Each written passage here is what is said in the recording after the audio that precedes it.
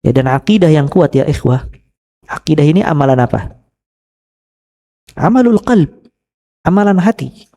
Antum ketika memiliki akidah itu di i'tiqad bil qalb, meyakini dengan hati.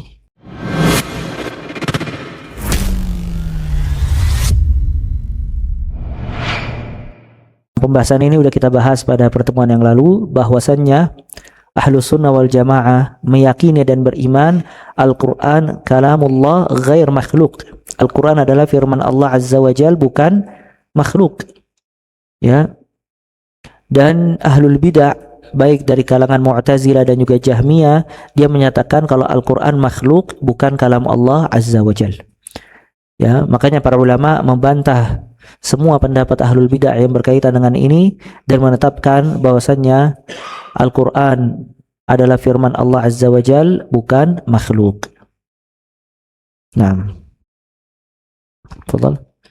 Allah Ta'ala masih terus-menerus disifati bahwa Allah mengerjakan apa yang Allah kehendaki, berbicara sebagaimana Allah kehendaki, dan menetapkan hukum bagi hamba-hambanya. Nah, Allah Ta'ala masih terus-menerus disifati bahwa ia mengerjakan apa yang ia kehendaki. Dan ini kita sudah bahas, ya, bahwasannya Ahlus Sunnah wal Jamaah meyakini tentang sifat-sifat Allah Azza wa Jal.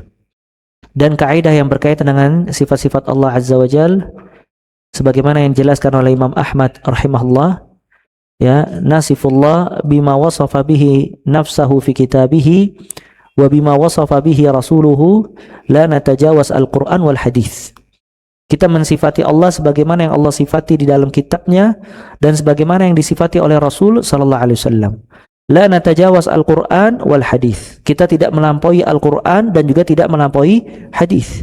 Artinya semua sifat Allah tauqifiyah, harus ada dalilnya baik dari Al-Quran maupun dari As-Sunnah. Yang tidak ada dari Al-Quran maupun tidak ada dalilnya dari As-Sunnah, maka kita tidak sifati Allah dengannya. Dan sifat Allah terbagi menjadi dua, sifat dzatiyah dan sifat fi'liyah. Sifat dzatiyah adalah sifat yang terus-menerus melekat pada diri Allah Azza wa Jalla. Seperti apa? Ya, melekat pada Allah Azza wa Jal.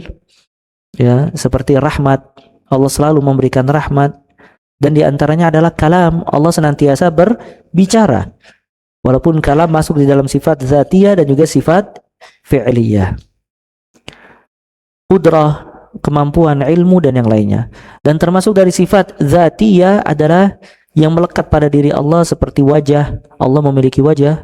Wa yabqa wajhu rabbika dzul jalali wal ikram. Ya, Allah memiliki tangan. Ya, lima khalaqtu biyadai, sebagaimana aku ciptakan dengan kedua tanganku. Allah memiliki mata. Wasbir li hukmi rabbika fa innaka bi a'yunina. Allah memiliki betis, dan seterusnya. Kita meyakini. Dan sifat dzatiyah fi'liyah yang tadi kita sebutkan, Allah kepada makhluk itu anggota badan yang melekat pada dirinya. Cuman Allah Ta'ala tidak dikatakan apakah Allah memiliki jisim atau tidak. Makanya Ahlul Bidah dia memakai istilah-istilah yang tidak ada contohnya dari Al-Quran dan As-Sunnah. Sedangkan Ahlus Sunnah wal Jamaah menetapkan apa yang sifat Allah, apa yang ada di Al-Quran, di hadis, letterlock, tanpa ditambahkan, tanpa dikurangi. Maka datang Ahlul Bidah ketika menyatakan Allah punya mata, Allah punya wajah, kemudian punya tangan, mereka mengatakan halillah jisim. Kalau gitu Allah punya badan apa tidak? Ini kalimat jisim, kalimat syubhat. Karena antum tidak akan menemukan kalimat jisim bagi Allah baik di Al-Quran maupun di Sunnah. Nah, Ahlu Sunnah nggak menyatakan itu. Karena kita tidak pernah melihat Allah, dan tidak ada yang serupa dengan Allah, dan Allah tidak disamakan dengan makhluk sama sekali. Maka nggak bisa kita mensifati Allah dengan akal kita dan keinginan kita. Yang bisa mensifati Allah hanya Allah Ta'ala. Dan yang kedua Rasulnya. Karena Rasul wahyu dari Allah Azza wa Jal. Nah, ini kaidah di dalam sifat Allah Azza wa Jal.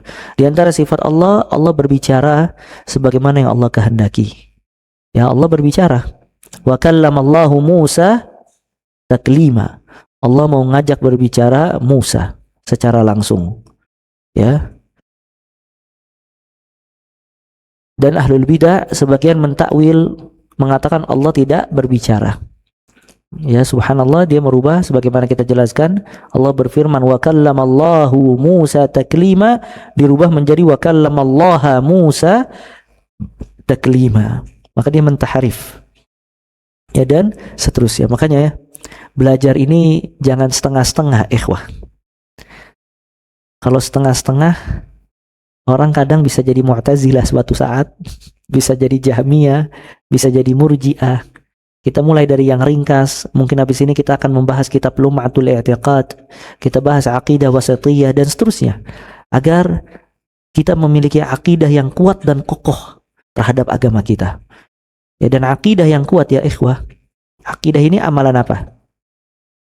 Amalul qalb, amalan hati. Antum ketika memiliki akidah itu di i'tiqad bil qalb, meyakini dengan hati.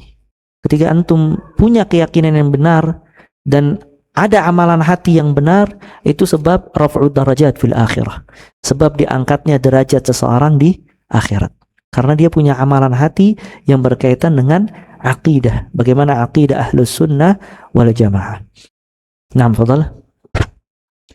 Dan menetapkan hukum bagi hamba-hambanya, baik hukum yang berkaitan dengan takdir, syar'i, dan jaza.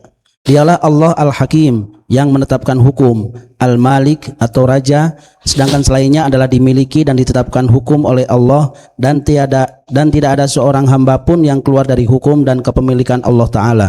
Nah, poin ini menjelaskan tentang hukum-hukum Allah Azza wa Jal.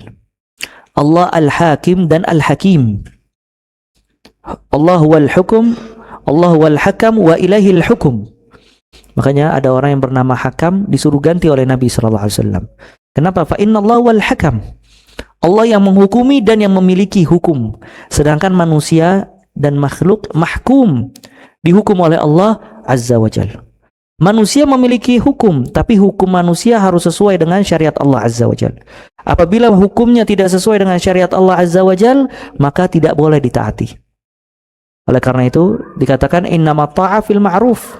Sesungguhnya ketaatan itu di atas kebajikan. La ta'atal makhluk fi ma'siyatil khaliq. Tidak boleh taat kepada makhluk dalam rangka bermaksiat kepada Khaliq. Allah berfirman, wa ati'ullaha wa ati'ur rasul wa ulil amri minkum.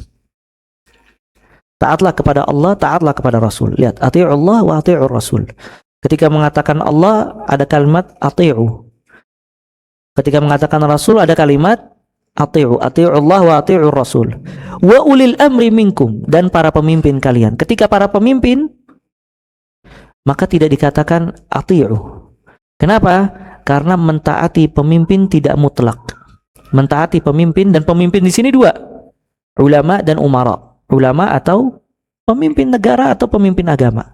Dia tidak mutlak, dia muqayyad. Kalau dia menghukum atau memberikan hukum atau memberikan pernyataan yang tidak melanggar perintah Allah dan perintah Rasul, maka kita taati bukan karena dia, kita taati karena dia menjelaskan hukum Allah Azza wa Jalla.